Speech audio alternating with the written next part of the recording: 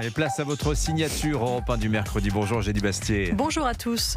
On va un peu changer de sujet, on va se lever Prendre de la hauteur. Prendre de la hauteur, comme on dit dans ces cas-là. La mission Artemis 2 est de retour vers la Terre et c'est vendredi, je crois qu'ils atterrissent après avoir survolé la Lune et battu le record d'éloignement de notre planète. Que vous inspire cette prouesse, Génie ? Écoutez, je dois dire qu'à première vue, je ne suis pas une grande fan de la conquête spatiale. Les fusées ne m'ont jamais fait rêver. Je trouve Thomas Pesquet un peu niais. J'ai toujours préféré Harry Potter à Star Wars. Et j'étais plutôt du genre à faire mienne la réponse de Picasso lorsqu'on l'interrogea sur l'alunissage de 1969. Voici ce que le peintre répondit. Cela ne signifie rien pour moi. Je n'ai aucune opinion à ce sujet, je m'en fous. Mais devant l'exploit de l'expédition Artemis 2, je confesse mon admiration et mon émerveillement. Admiration pour l'exploit technologique qui a emmené l'humanité plus loin de la Terre qu'elle n'avait jamais été.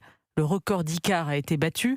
Émerveillement aussi devant ces images qui nous sont parvenues de la face cachée de la Lune, avec des couleurs qu'on n'aurait jamais imaginées, ou encore la Terre, cette petite bille bleue et lumineuse flottant dans le noir, tandis que la Lune, criblée de cratères, lui faisait face en silence. Et en quoi cette avancée spatiale est-elle un symbole ? Écoutez, dans un livre passionnant intitulé « Bienvenue dans la décadence », le journaliste conservateur américain Ross Douthat faisait de juillet 1969 et de la conquête de la Lune l'apogée de la prospérité et de l'audace humaine.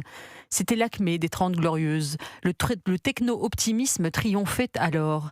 Puis nous sommes rentrés dans une ère de stagnation technologique, au point d'avoir presque oublié comment retourner sur la Lune 60 ans après Apollo. L'angoisse écologique et la repentance post-coloniale avaient fini par faire de l'expansion occidentale un processus essentiellement nuisible et cancéreux. Tout esprit de conquête était assimilé à une volonté prédatrice de colonisation. Alors l'année 2026 signe-t-elle le grand retour des ambitions spatiales ? Faut-il voir le signe d'un retour de l'histoire ? Pendant la guerre froide, la conquête de l'espace était un signe de puissance. Aujourd'hui, la puissance est de retour dans un monde en proie aux prédateurs, et l'espace, lui aussi, fait son grand comeback. Alors certains mauvais coucheurs objecteront que ces vols ne servent à rien, qu'ils sont un caprice inutile, un luxe coûteux. Sachez que la mission Artemis, c'est 3,7 milliards d'euros, c'est-à-dire une année de service public et 3 jours de retraite en France. Je crois, au contraire, que cette conquête spatiale révèle quelque chose de très profond sur la condition humaine. C'est-à-dire ? Écoutez, l'attrait pour l'espace n'est pas seulement mercantile, il est aussi poétique et existentiel.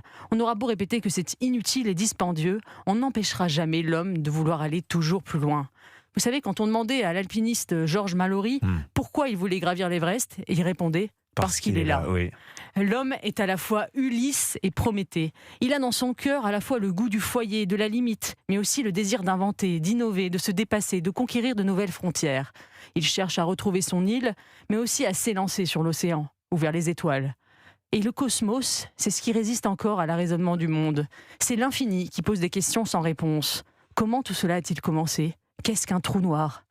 Le silence éternel de ces espaces infinis nous effraie et nous attire tout à la fois, comme un mystère irrésolu. Signature Europe 1, ça vous a inspiré finalement pour quelqu'un qui trouvait Thomas Pesquet un peu niais.